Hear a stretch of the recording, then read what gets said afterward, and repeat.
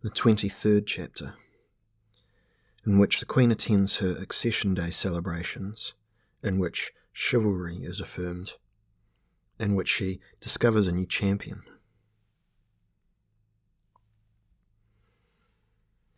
In burning gold and blazing silver, in shimmering jet and glinting steel, in plate and chain, in surcoats of the finest rippling silk, in bright blues and reds, in greens and yellows, in purples and browns, in a dancing sea of rainbow plumes, with lances bound with samite scarves, with shields fabulously charged, with standards starched and brilliant, their horses clad as gaudily and armoured as fancifully as they.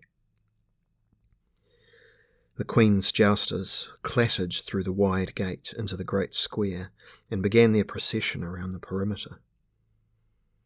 Above them on walls and roofs, according to ancient privilege, from four sides the commons roared and cheered their favourites. From the old balcony on the east wing, where her father and grandfather had sat, Queen Gloriana waved to her knights, distributed roses, flung at random, and was saluted, to louder shouts and wilder huzzas, by a crowd delirious from the pageantry and the heat of high summer. Lances were raised and dipped. Bucklers were displayed while heralds called the roll of arms. From throughout the realm the knights had come to compete before the Queen. Here were famous names: Tirant, Duke of Lyonesse, from the Isles of the West; Sir Gandalac of the Vale of Lune in the North Country; Sir Esplandian of Valentia; Sir Hector of the Ranach in Hibernia; Sir Turquine of Lincoln, all with their yeomen, their pages and their gentlemen, their heralds and their squires. And from Albion came Sir Hacan of Tauron, the Huron king, with his armour all decorated with war feathers and beads; Sir Hurlwyn of Wichitor, King Desraim of Mauritania, the Emir of Saragossa, Prince Hira of Bombay, the Sultan Matroko of Ethiopia, Prince Shan of Cathay, Sir Bolamwi of Benin, many of them familiar to the crowd, for they attended the tilt every year, competing not only in arms but in the splendour of their accoutrements, their weapons, their horses and their attendants, who were clad in fantastical uniforms as fauns, wild men and godlings. Some brought beasts such as unicorns, elephants and camelopards to draw their marvellous chariots. Some rode as if to hounds, with packs of trained hyenas or apes, and Sir Miles Cockayne, whose boast was that he had never won a fight in his whole career, had fiddlers and dancers in his entourage, while his yeomen carried sackbuts instead of arms, and he himself, in checkered surcoat and loose lozenge-linked motley-coloured mail, came as Sir Harlequin the Bold, to bring laughter to both Queen and crowd. All sought to please Gloriana, yet the nobles from the castles and the great houses of Albion, who maintained their estates and tenants in her name, and the name of chivalry, who administered her laws, who belonged to that generation which worshipped her, and for whom she was a symbol of faithfulness and idealism. They studied her, anxious for affirmation, which she must supply, knowing how easily the virtues of romance can transmogrify and become the vices of cynicism. Through her, and with her absolute support, Montfaucon had refashioned the mood of Albion, through the subtle use of pageantry and myth, telling a golden lie in the strong belief that it stood in time to become a silver truth, a lie which almost all were ready to accept, for the same reasons as Montfaucon gave it out. And the Accession celebrations, which would last the full week, were a visible sign of their participation in and commitment to those principles. So they saluted Gloriana and were merry, fighting in good friendship and according to complicated chivalric codes, in a display to please the commons, to confirm their loyalty to all that Gloriana meant, to compete not merely in matters of physical grace, but in rituals of honour and humility, to give visible reality to their will towards spirituality, towards the true meaning of chivalry. The Queen withdrawing into the long gallery where, as was the royal habit, she might sit and watch the tourney through the glass which protected her from dust and, to a degree, from noise, behaved in a manner so easily that some of those who did not know her might have thought her callous, that she forgot lost friends so swiftly. Many foreign ambassadors filled the gallery, as well as favourite maids of honour and companions, their suitors, relatives of privy councillors, wives and children of the competitors below, acquaintances of the Queen from the provinces who took this chance to visit her, as well as the best part of the Privy Council itself, which would not today attend the tilt, but would wait upon her in the colours of romance, on the last day, Accession Day, when she must appear as Queen Urganda the Unknown, mysterious and beneficent sorceress of legend, friend of heroes, saviour of the noble and the brave. Gloriana acted the role of gracious sovereign with an energy derived from unfamiliar anger at the injustice of her position. Montfaucon had insisted she be there, recalling to her those pledges she had made to him even before she took the throne, reminding her of Albion's heritage, its meaning and its worth. Her conscience had been awakened by him, but not her spirit. She had seen the sense of his insistence, but nonetheless resented it. She had always, in the past 12 years, enjoyed her Accession Day ceremonies, culminating in the masque in which she played the central role, but with Una gone, with Mary gone, with kind, silly Sir Tancred gone. She could only feel their absence more poignantly, and she mourned for them while she smiled and chatted and from time to time lifted a gay hand to the window. She felt betrayed by the innocent Una, by the knowing Montfaucon, by council, companions and friends, for she had no friends now, only subjects, dependents, her servants, her secrets. Such feelings drove her to great displays of wit. She was no longer herself. She played Gloriana's part at full stretch, and few guessed she might soon snap. And of the few who guessed, fewer cared. She was like a splendid flagship, all sails unfurled to catch the wind, all colours flying, brass and woodwork, gilding and paint flashing in the sunlight, cheered on by everyone who watched her glide along the water, and none to know that below the waterline she had no rudder and no anchor.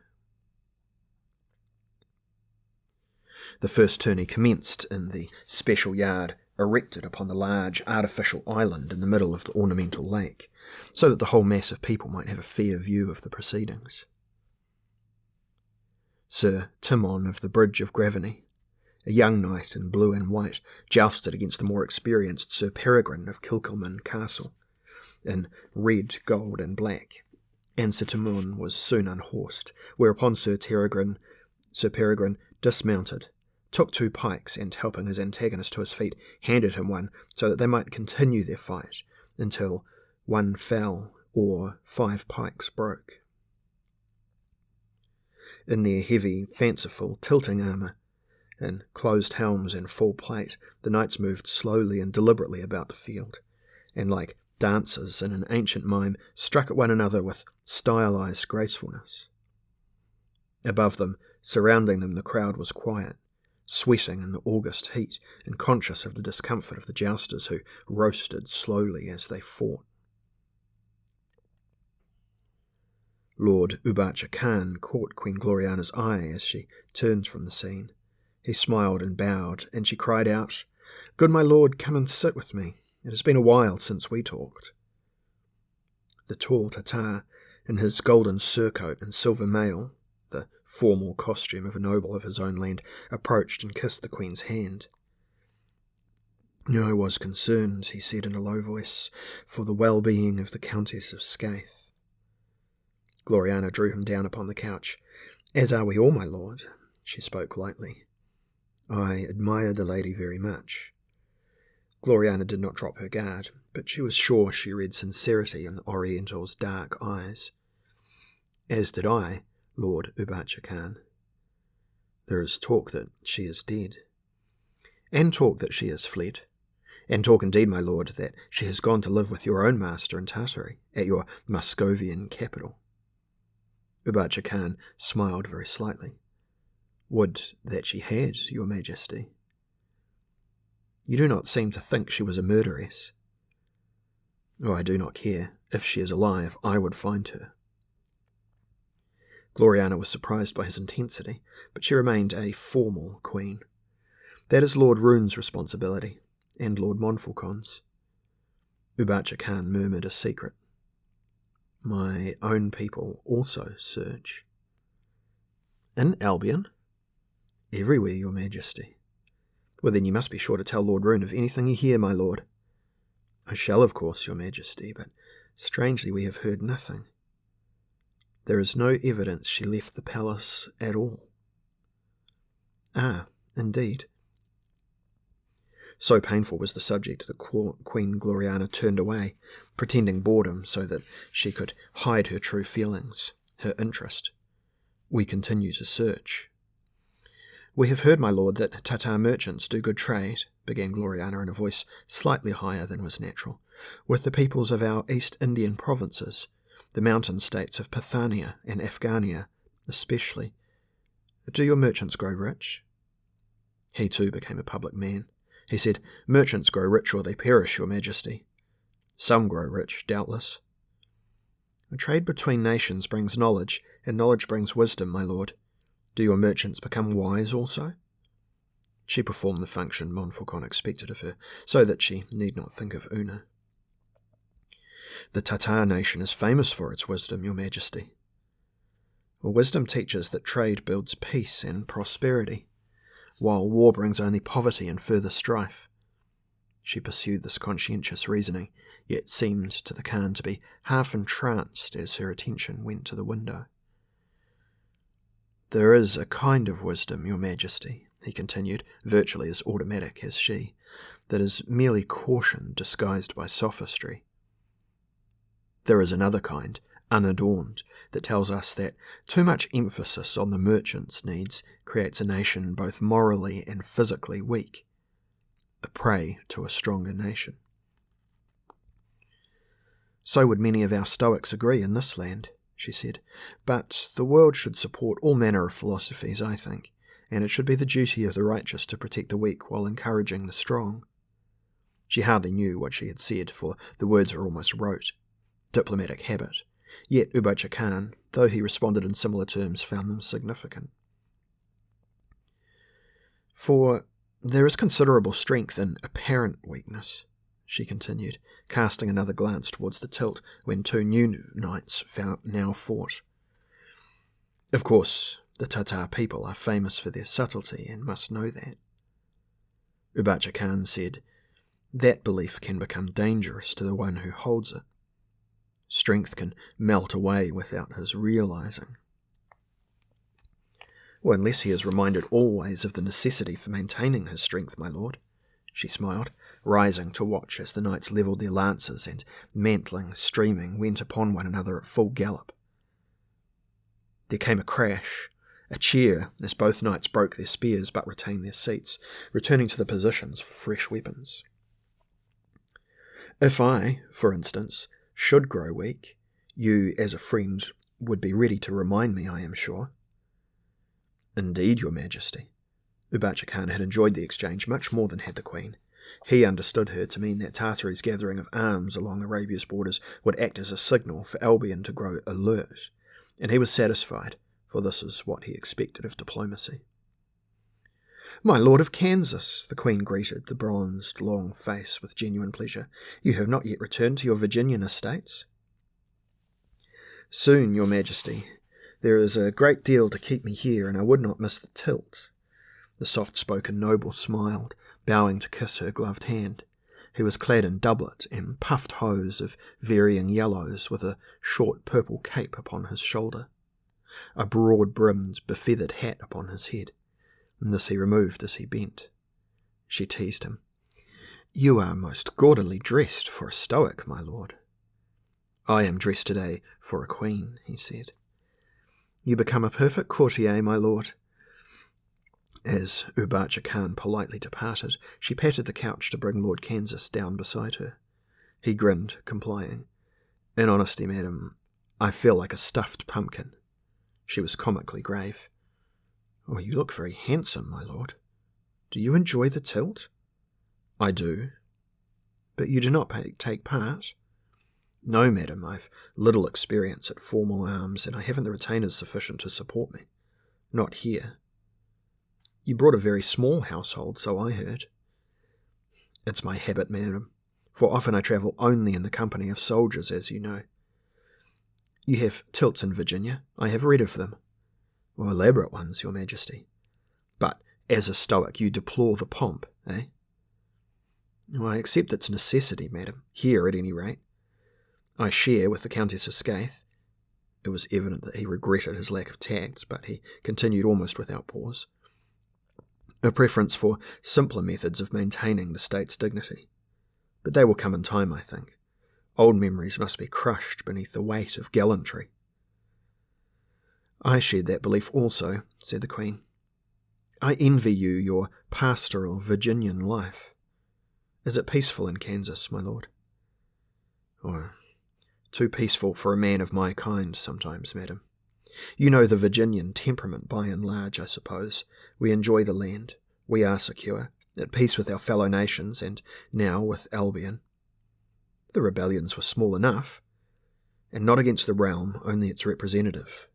He made it clear he referred to Hearn. "Yes." Gloriana rubbed an eye and dipped her chin into her ruff. "But if there were war, would the Virginian nobles pledge support to us?" Lord Kansas was surprised. "War?" She put fingers upon his forearm. "There are no wars starting today, my lord. Not at least that we know of. I merely asked a speculative question." "Virginia would come to war." "Reluctantly, but she would come." "It is as I thought." "This Perrot business, madam, surely it has not reached such proportions?" "It has reached nowhere, my lord, save that the Perrots are justly angered at the slaying of their sister and the disappearance of their father. But they will call." "There are none at the tilt?" "You have noticed," she admitted a weary smile. "Aye, they stay away this year, the Perrots and their kinsmen, and who can blame them? But they will, I assure you, come round." "I hope so, madam. Sir Amadis, his wife was a Perrot, eh?" "Recalled to home. Sir Amadis had leave to go with her, but declined. They are separated. It will not last. Sir Lepsius Lee has gone to Kent with his wife, taking his retainers from the court." "You are not hurt by such disloyalty, madam?" "We are the realm, my lord, and thus have no human feelings." Her expression hooded. She looked again towards the tournament. She kept her hand on his arm. "Your direct farmer's ways are refreshing to us, Lord Kansas, but not always suited to court life." He chuckled. "You'll forgive me." "You charm us, as always, my lord." Lord Montfaucon approached with narrowed eyes. "My Lord of Kansas." Kansas rose and bowed. "Your Grace." At that moment Queen Gloriana understood her Lord Chancellor. He saw the Virginian noble as a possible suitor. Did he approve, and did Kansas pay court to her? She wondered. She looked at one and then the other. She waved a fan against her cheek. "You have grown to love our court, apparently," said Lord Montfaucon. "As I love The whole island? Kansas hesitated. He seemed reluctant to speak further, perhaps because he feared Montfaucon's over-sensitive interpretation. The Grey Lord moved in black robes slowly towards the Queen, almost as if he menaced her, and Lord Kansas began to raise his hand by impulse, perhaps to stop him. Then he dropped the hand to the pommel of his dress-dagger. "Madam," said Lord Montfaucon, hardly conscious of these gestures, "the ambassador from Cathay would speak with you." "Well, let him approach, my lord." Gloriana smiled farewell to Kansas and returned to duty. And duty she did throughout the week, as the sun grew hotter and hotter, the crowd more boisterous, the chivalric contests more glamorous, with silk, steel, and water, dust and haze, combining to create a scene which came daily to resemble a dream. She attended banquets and enchanted everyone. She bestowed honours, accepted gifts, gave out praise to all, while the general opinion was that this was the finest of summer festivals, that it would never be equalled in perfection and merriment. Not a knight, nor yeoman, nor ambassador, nor lady, nor dignitary, nor merchant, but left the Queen's presence with joyful heart and hopeful step. And if the Queen had come to rely a little more each day upon her paint-pots to maintain her bloom, none made adverse comment upon the fact, or even saw, as silent Sir Thomason Fine or aching Ingleborough saw how pale she became. And Lord Montfaucon, moving amongst the guests, amplifying and sustaining the Queen's good work, refused to see or to listen to Tom Fine or Lisuarte Ingleborough when they mentioned it to him. He had become almost hearty towards his potential enemies, to his many acquaintances, but grew colder towards his friends. Meanwhile, Sir Amadis Cornfield attended only those ceremonies as to which he must be missed, while speeding often to the old East Wing. And Dr. D, absent-minded but amiable, came forth from his lodgings only rarely, ever careful to lock his door behind him, and Lord Gorius Ransley, at different times, lurked the passages of the old palace, and Master Florestan Wallace came weak and breathing very heavily to his own duties when beholden. Even loyal Lord Roon spent more of his hours in private company with his wife and children than was usual, but this was to be expected. And when the Queen missed Master Wheldrake or Lady List, she knew what they feared and did not ask for them. Besides, Master Wheldrake was still at work on his last verses for Accession Day. Lord Shahryar returned from Baghdad, bearing the compliments of his master, Hassan, the Grand Caliph, and bringing expensive gifts, but he would say nothing of a rumour concerning a duel forthcoming upon the deck of a ship. And Lord Montfaucon was hard put to smile on the man who robbed him of his best servant, Quire. Sir Vivian Rich took part in a tilt and won it, but was much bruised, complaining he would not be able to sit a horse for a month, and would therefore miss the early September hunting. Sir Orlando Hawes challenged a cousin, the Nubian knight of great renown Sir Volturnus, and by chance defeated him, thereafter going about the court in something of a daze. There were expeditions to the fields beyond the city, and great open-air evening feasts, much drunkenness, so that some of the guests were lost, to be found next day in haylofts, ricks, hedges, or ditches, or, upon 2 or 3 occasions, the comfortable beds of farmers' widows.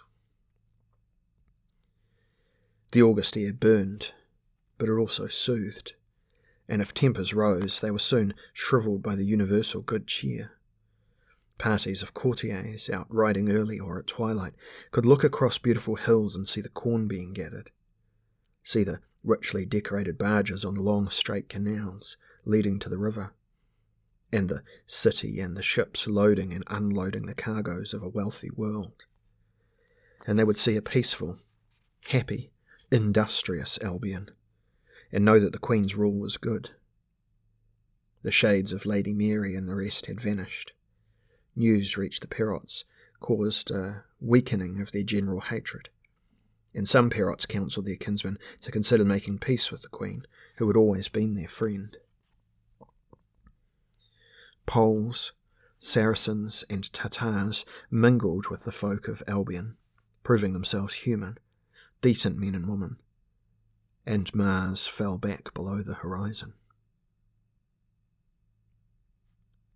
Accession Day itself dawned, and in the morning the last 4 fights were fought, to decide the 2 champions who would that evening tilt once more before the Queen and the winner received the garland from the Queen's own hand. Between these 2 events would come the mask, attended by the Queen and members of her court, to personate the characters and speak the lines. There was much happy anticipation of this event, the peak of the celebrations. Praise for Gloriana was on all lips. Scandal was banished. The morality, bravery, and piety of the realm was assured, so that Lord Montfaucon's stern features bore an expression that was almost pleasant.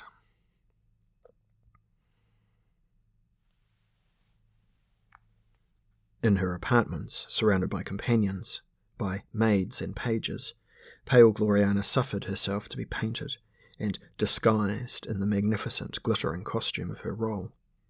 Damask silk and starched linen, velvet and brocade, stitched with thousands of jewels, sapphires, amethysts, turquoises, rubies, pearls, and predominantly diamonds. On her stranded head was a tall pointed crown, with a thin veil of lace to add mystery to her countenance.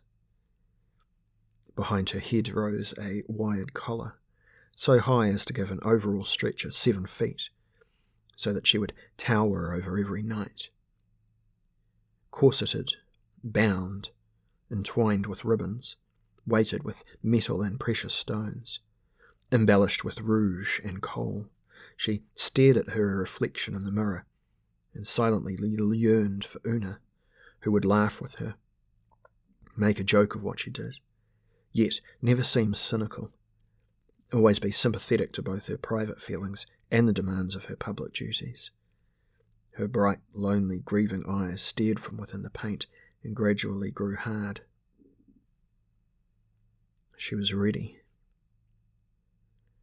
Led by attendants, she entered Master Tolkada's carriage, which would bear her to the island, where Master Wheldrake already proclaimed the story of the mask. Now that great sorceress Urganda did she come, as ever from her land unknown, in sea-borne chariot, a fiery sphere, to our firm isle, where every year 12 paladins of bold renown assemble them a fight to make, and fame to take as champion.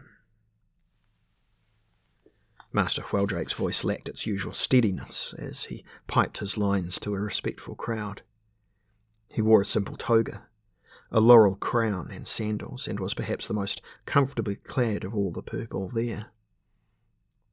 Whether they watched from the gallery, the surrounding pavilions, or the roofs and walls of the palace itself, he read from a scroll, and as he read, the participants began to ride over a little bridge from courtyard to island, each knight in a predominant colour, each bearing a large shield charged with the device of the character he represented.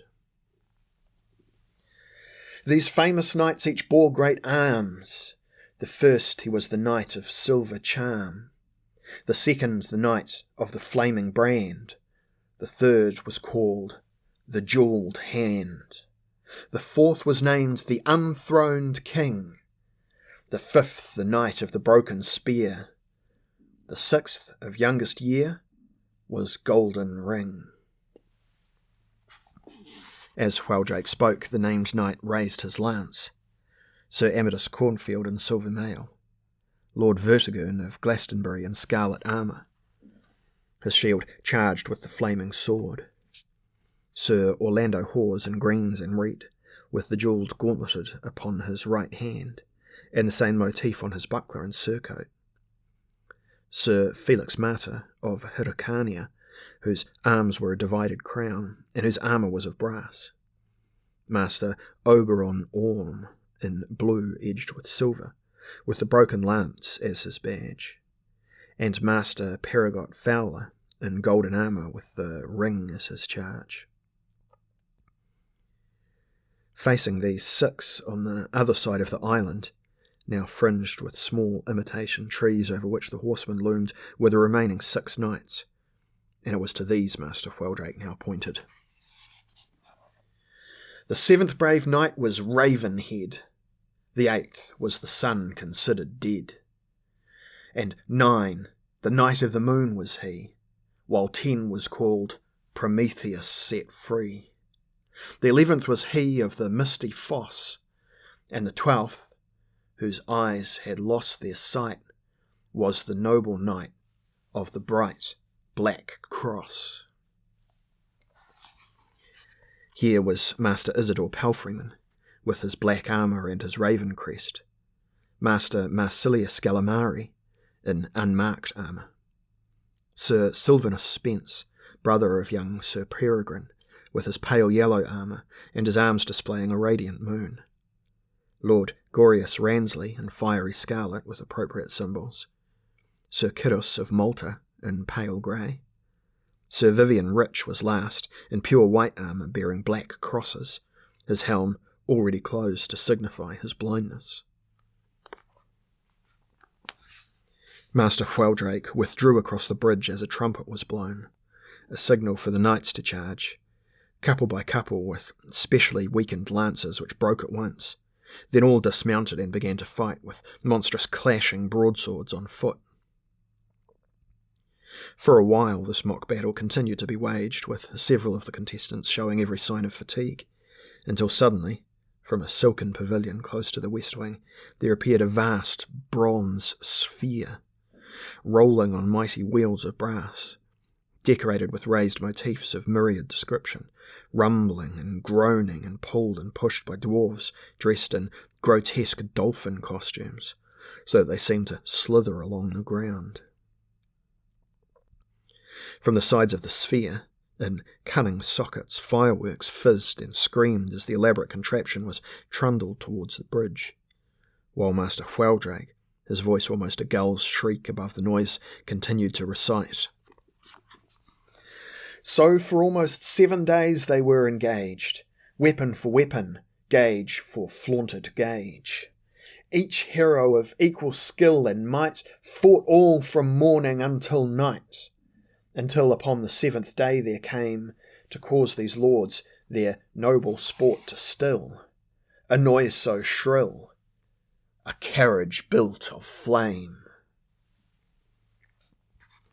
Across the shivering bridge rolled the sphere, the dolphin dwarves dragging it to the far side of the island, and then jumping into the lake to swim for their lives to the shore, while the knights, in pretence of great awe, fell upon their knees, raised their hands, dropped their weapons, and stared at the carriage, which was now silent. Master Florestan Wallace clambered to his feet, forced open a reluctant helm, waved his arms, and cried to the crowd, "What magical terror can this be, come to fright my fellow knights and me?" His own lines he disdained to be supplied by Wheldrake, while Sir Amadis Cornfield, as the Knight of the Silver Charm, sang out, "This is Leviathan, of which our legends speak, and upon our firm isle shall great destruction wreak." And Wheldrake sneered from the other side of the bridge and shrugged in an effort to show the uncaring crowd that he was not the author of this poor stuff. But one must indulge a minister of the crown, he thought, even though that minister be feeble-minded, sexless, full of much learning and no knowledge, bombastic, possessed of an ear which could not tell a nightingale's song from a lapdog's fart.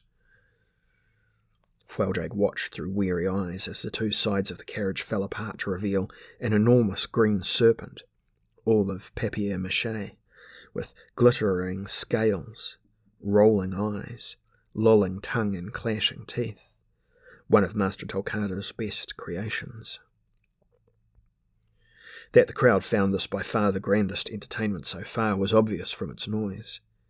A score or so of maidens in flimsy linen came past Wheldrake now. The garlanded nymphs were dancers supplied by Master Husias, priest, who simpered nearby, urging the girls on. They were all young, their figures as yet not quite fully defined, boyish, attractively hermaphrodite, led by one of the most beautiful creatures Wheldrake had ever seen. Mithras, what an exquisite, youthful tyrant she would make. And now behind became a faun, with huge, wicked, lustful eyes, capering and blowing upon a reed pipe, while from another pavilion, hidden from the crowd, music began to play to represent the faun's ethereal voice. The green serpent moved free of the sphere, towards the knights who lined themselves before it, raising their weapons, preparing for the fray. Then a further transformation, as the serpent seemed to shrivel and collapse, to become a lovely barge bearing a beautiful giantess seated upon a coral throne. 6.5 feet tall, magnificent, auburn-haired, radiating virtue, a pointed silver crown upon her veiled head, flaming with jewels enough to blind those who beheld her. She raised a pearly wand and smiled upon the dazzled heroes, while her maidens danced about them, covering them with flowers, and the fauns leapt and twisted, seeming to fill the air with a silvery music as the maidens sweetly sang, "With golden flutes and harps we hail our queen, the wonderful Urganda, the wise unseen. Now doth she beg ye gentle knights your war to cease, and laying down your arms to swear enduring peace. For there's no greater sorceress in all our wide globe's span than this grand monarch whom all heroes woo, whose voice and heart are ever true, this queen of fairy land." And Wheldrake glared at Florestan Wallace, who, with more flourishes and crow-caws, called out, "My peers, this is the noblest sovereign to whom we all swear fealty and love. By fighting thus we shame her name. Farewell, war eagle. Welcome, dove." And then music and maidens continued with the song. "As man's ignorance a hideous form can oft create, and sick imaginings small lies inflate, thus too can truth and beauty wear a fierce disguise, so that her enemies shall all be hard apprized, that though the kindler virtues are encouraged, as in that distant noble land of Albion, Urganda's wrath can burn full strong, and fill the hearts of evil men with dread." Master Florestan Wallace's eyes were upon the faun, who seemed to fascinate him, so that there was a pause before he recalled his next contortion. "But, madam, how shall we choose our champion? To rule above the others and make all one? To order spirit as time doth order space, if not by test of martial arms and grace?" Wheldrake leaned heavily on the bridge and glanced towards the pavilion from which very soon Lord Bramandel Rune must ride in his role. The Queen spoke, Wallace's lines for diplomacy's sake. "Noble-blooded paladins, there's one I'll give to you, who is my chosen champion. His peers are few, yet from no landed castle does this hero come, though noble is his soul, and of vices he has none. For years his only weapon was a shepherd's hook, the sky his roof, the fluttering fire his book. His name ye will not find in heralds' rolls, but carved upon a beam of some poor peasant's fold. The lowly pasture was this brave knight's domain, and yet I'll warrant that ye all do know his name. This goodly peasant knight, so free of sin, my great lords, bow the knee to Palmerin." They were bending ready, but Wheldrake, looking towards Lord Rune's pavilion, was astonished to see a small, unmounted figure leaving it. The figure was clad in faded black, with a wide-brimmed black hat, a couple of black crow's feathers stuck into a worn band, black ringlets falling to the shoulders, black brows shadowing glinting eyes, pale features, long nose, a lantern jaw, thin sensual lips, a cloak clasped about the neck with twisting silver, boots of black, broken leather, hands hidden, head down, walking boldly for the bridge, crossing it as Wheldrake stared, recognising this figure from somewhere but not recalling where, and moving between the ranks of kneeling knights as the leading maiden and the fawn ran forward to put garlands about his neck, presenting himself as Palmerin, the peasant knight, appraised the gathering courtiers on both banks and in galleries, seeking friends and enemies in one long look, before the head bowed as it reached the carriage and the leg was made. "My queen."